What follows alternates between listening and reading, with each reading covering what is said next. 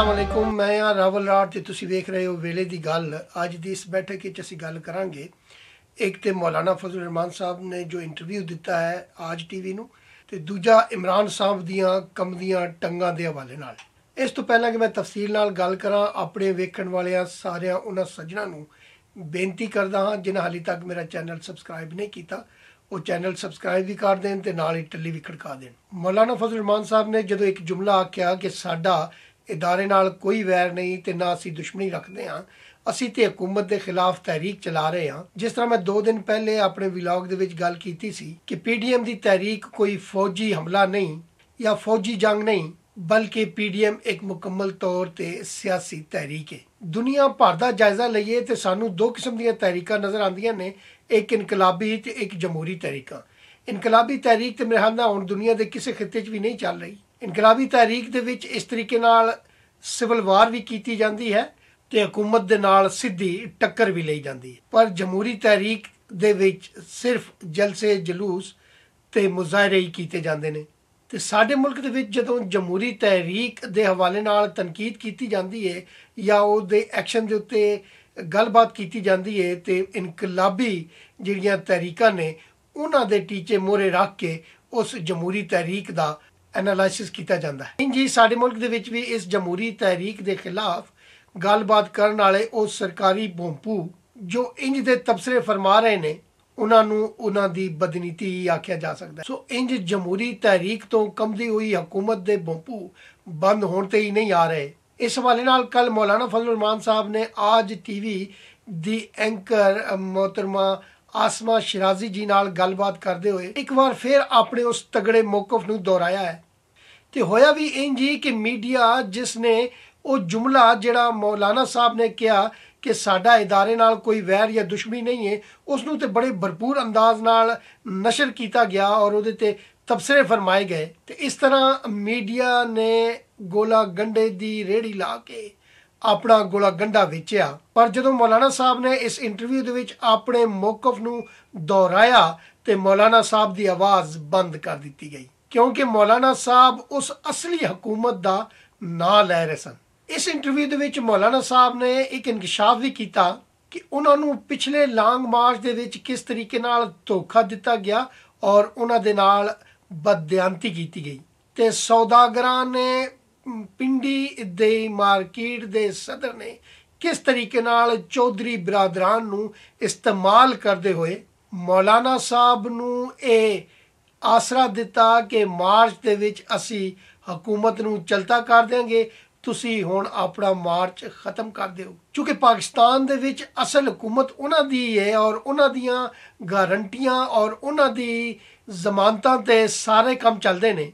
सो मौलाना साहब ने उन्हां दी उस तगड़ी जमानत तो बाद अपना लॉन्ग मार्च खत्म कर दिता। हुण इत्थे 2 गल्लां नोट करन वालियां ने। एक जिहड़ा रोज़ रोज़ ये राग गाया जाता है कि साडा सियासत दे नाल कोई लेना देना नहीं, असी गैर जानबदार हाँ, यानी साडी पार्टी गैर सियासी पार्टी है ते असी ते जनाब वैलफेयर एसोसीएशन चला रहे हैं जिहदा काम पाकिस्तान की हिफाजत करना है।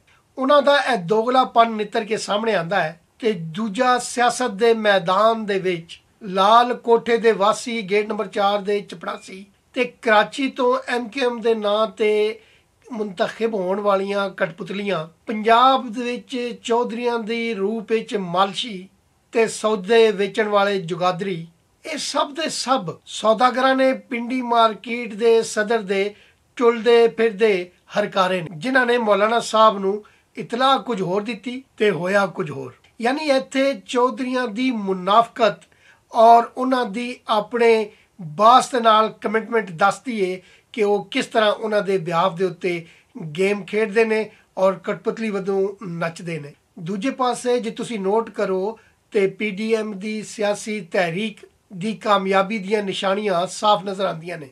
KP दे विच कांगड़ी पहलवान दियां धमकियां, फवाद चौधरी जी दा वखरा सुर, पंजाब ते सिंध दे MPA दियां वखरियां वखरियां उडाना ते उन्हां दी ब्लैकमेलिंग।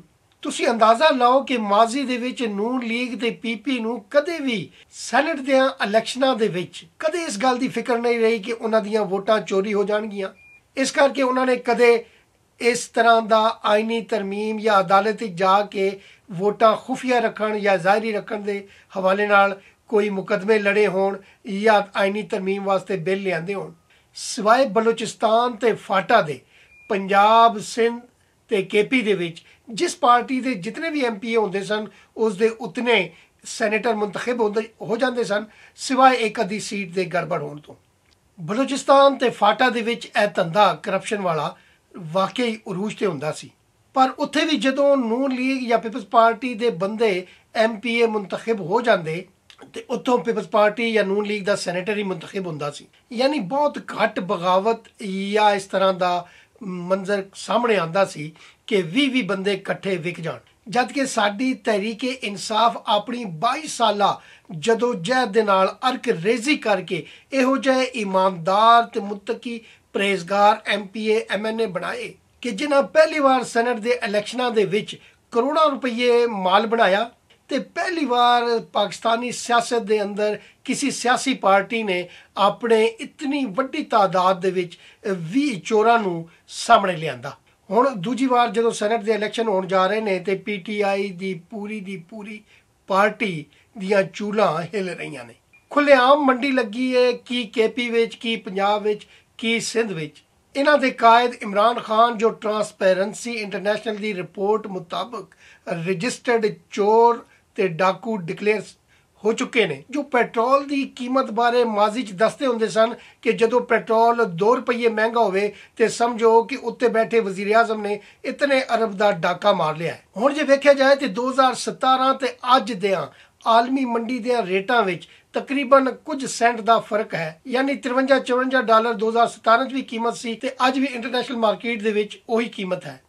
पर की वजह है कि 2017 ते अज दियां कीमतां विच 41 या 42 रुपए का फर्क आ गया है। इसका मतलब यह है कि अरबां खरबां का डाका मार रहा है उत्ते बैठा वजीर आजम। ये मेरे अल्फाज नहीं ने, ये इमरान खान साहब के अल्फाज ने कि जदों पेट्रोल की कीमत वधदी है तो वजीर आजम चोर होंदा है। लाजमी गल है कि जदों उत्ते बैठा वजीर आजम डाके मारेगा तो उसके MPA ते MNA कद पिछे रहणगे, सो वो भी चोरियां करनगे।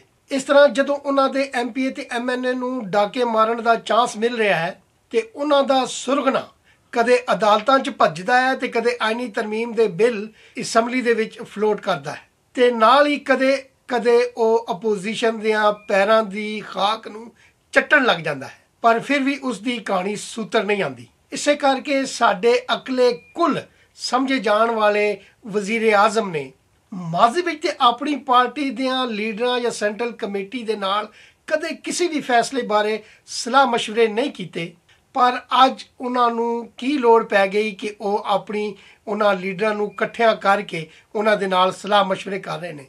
माजी दे विच ते इंज ही होया कि महात्मा साहब ने जो फरमा दिता, यानी उन्होंने जो भी फुलझड़ियां छड़ियां उन्होंने उन्होंने पार्टी के लीडर डिफेंड करते रहे और जिथे डिफेंड ना हो सकिया उत्थे कह दिता गया कि स्लिप ऑफ टंग हो गई है।